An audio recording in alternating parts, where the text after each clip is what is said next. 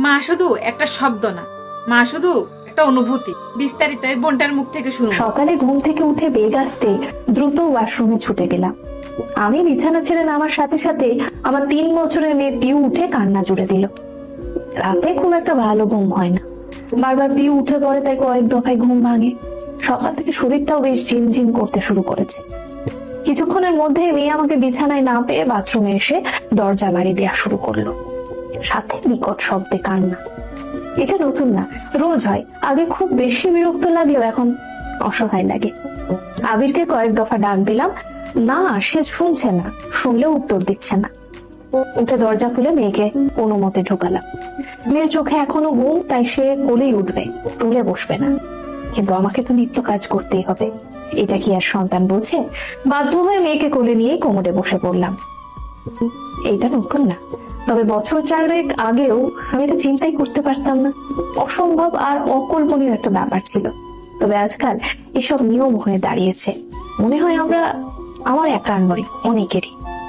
কিছুক্ষণ পর আবির চোখ মুছে ঢুলতে ঢুলতে পানির বোতল হাতে এসে দাঁড়ালো। দরজা খোলা রেখেছো কেন? বাবুকে নিয়ে গেলে কেন? এই বলে অলস ভঙ্গিতে অন্য বাথরুমে চলে গেল। বাবুকে নিয়েও গেল। আমি ওর যাওয়ার পথে তাকিয়ে আছি। এত বেশি কেয়ারলেস হতে পারে এইসব মানুষগুলো, না দেখলে জানতামই না। মেয়ে নিয়ে বের হয়ে এসে কোনো মতে ব্রাশ করে চুলায় চায়ের আর রুটির পানি বসিয়ে দিলাম। আবির বসে পেপার পড়ছে, ওর কাছে মেয়েকে দিয়ে এলাম। তবে একটু পর পরই মেয়ে আবার রান্নাঘরে চলে আসছে। একটু রাখো না মেয়েকে। আরে ও থামছে না, আমি কি করব? কি করতাম মানে? ব্যস্ত রাখো, খেলো। আবিরের আর কোনো উত্তর নেই। আবিরের মা বাবা বাইরে থেকে হেঁটে এলো, এখনই নাস্তা চাইবে। আমি মেয়েকে কোলে নিয়ে রুটি সেঁকতে লাগলাম। একটু পর মা এসে পিউকে কোলে নিল। ওরা নাস্তা করতে করতে আমি পিউকে একটু নাস্তা করিয়ে দিলাম। নাস্তা শেষ করে আবির অফিসের জন্য রেডি হয়ে গেল। মা বাবা একটু রেস্ট নিতে চলে গেল।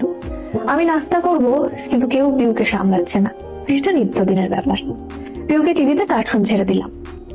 যেই আমি রুটি খেতে নিলাম, পিউ আমাকে টানতে শুরু করলো ওর সাথে নাচানাচি করার জন্য। আমি না উঠে খেতে লাগলাম। মেয়ে ফ্লোরে শুয়ে কান্না শুরু করে দিল প্রতিদিনের মতোই। মা বাবা এসে ওকে না তুলে ঘর থেকে ডাকাডাকি শুরু করলো। কি হলো? বাচ্চা কেন কাঁদে? ওর মা কোথায়? মোবাইল নিয়ে বসে আছে নাকি? খাওয়া দাওয়া হলো সেই কখন, এখনো কি ব্যস্ত? আমি চুপচাপ চা শেষ করে মেয়েকে কোলে নিলাম, আবার আদর করলাম।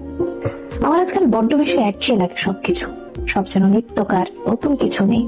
বাচ্চার সবটা একা সামলাতে গিয়ে না হাঁপিয়ে উঠেছি। মেয়েকে নিয়ে বের হলাম, কয়েকটা কাপড় সেলাই করতে দেব।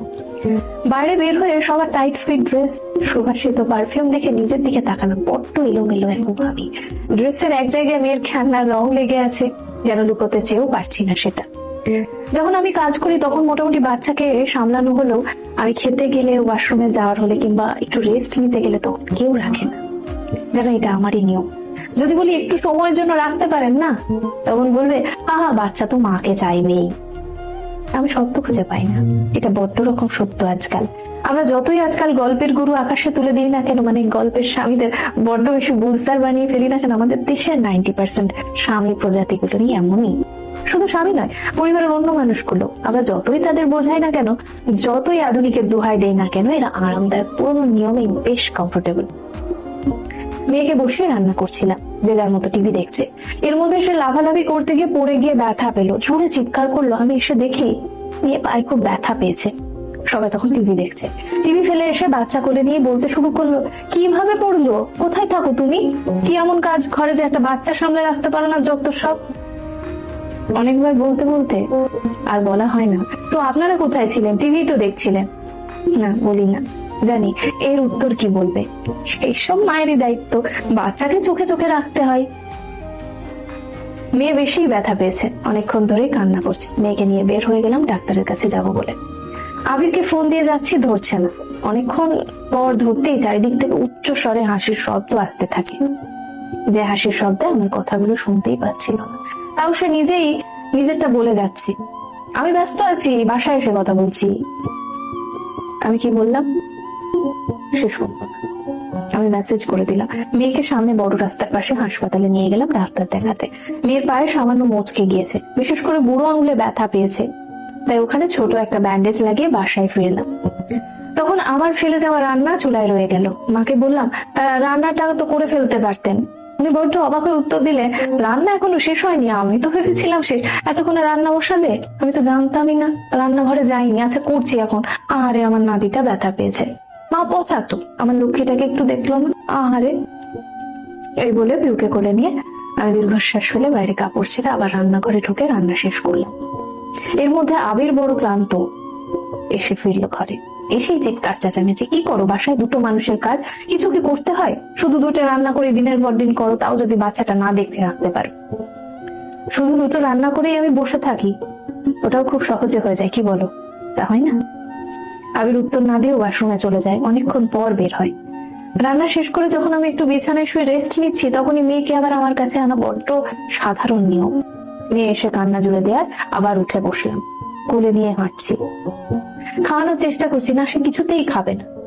এদিকে ওষুধ খাওয়াতে হবে, একটু জোর করাতে মেয়ে আবার কান্না শুরু করলো। সবাই আবার হুমড়ি খেয়ে পড়লো, কেমন মা, অসুস্থ বাচ্চাকে আবার কান্না করাও? বাচ্চাকে জোর করে কি খাওয়ানো যায়? আদর করে খাওয়াতে হয়। তো আপনারা একটু চেষ্টা করে আদর করে খাওয়ান না, না খেলে তো রাতে বিরক্ত করবে। এটা তো মায়ের দায়িত্ব, মা শুধু বললে হওয়া যায় নাকি? কষ্ট করতে হয়, আমরাও করেছি না, বাচ্চারা বড় হলে কি আর মনে রাখে? এইসব আমি রোজ শুনি, তাই সব নীতি বাক্যগুলো খুব একটা অনুপ্রাণিত হয় না।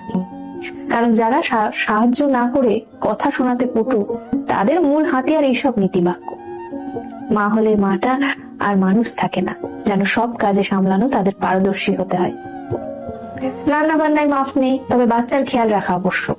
সাহায্যের বেলায় কেউ নেই, তবে তোমার শান্ত থাকা আবশ্যক। তুমি নাও মা, রাগারাগি, মাথা গরম, মন খারাপ, ক্লান্তি, ঘুম, 5 মিনিট দরজা বন্ধ করে ওয়াশরুমে, এসব আবার কি? তুমি না মা। রাতে সবার খাওয়া হলে আমি খেতে বসবো, তাই আবিরকে কোলে দিয়ে কার্টুনে ছেড়ে দিলাম মেয়েকে।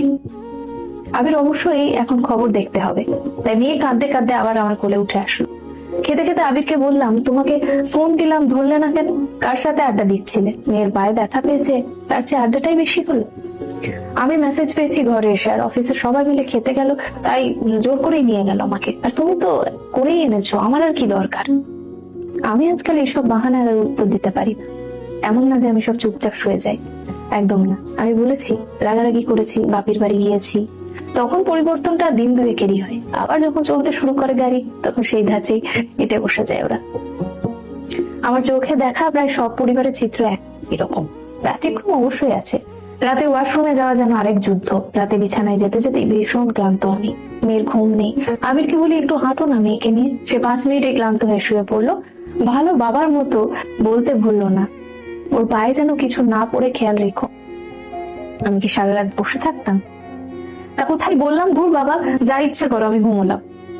আমি ঘুম ঘুম চোখে মেয়েকে বুকে নিয়ে শুয়ে আছি। আবির নাক ডাকছে। মেয়ে ঘুমিয়ে পড়াতে ওকে শুয়ে দিলাম, ঘুমিয়ে পড়লাম। রাত 2টো, 3টে, 5টা, 6টায় মেয়ে উঠে গেল। আমার ঘুম ভাঙলো। আবির জানেও না রাতে মানুষের ঘুম ভাঙে। ইয়ার এমন কি, রোজ ভাঙে। সকালে উঠে যদি কাউকে বলি, তাদের উত্তরের ভঙ্গিটা এমনই হয়, ইয়ার এমন কি, তুমি না মা? সকালে ওয়াশরুমে যেতে মেয়ে উঠে পড়া, দরজায় বাড়ি দিয়ে চিৎকার করা, কান্না দিয়ে শুরু হয় আমার আবার একটা নতুন দিন।